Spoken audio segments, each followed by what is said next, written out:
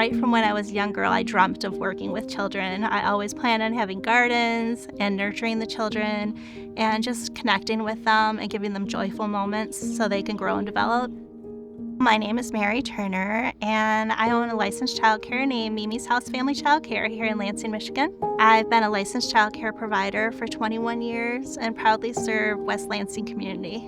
We started very small with gardening. I've always known it was something important for the children to learn about, where their food came from, how it grows. They're more likely to eat vegetables if it's something they've had an opportunity to touch and grow themselves.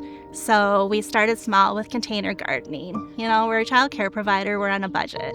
For many years, we just had containers, and then finally one year we found a small garden bed for $10 at MSU Surplus, so we upgraded slightly. And then several years back, I partnered with the Growing Healthy Eaters program through MSU Extension, and I had a wonderful coach, Shelley, that cheered us on through our gardening endeavors, and we've received some mini grants that we've really been able to grow and expand our garden efforts.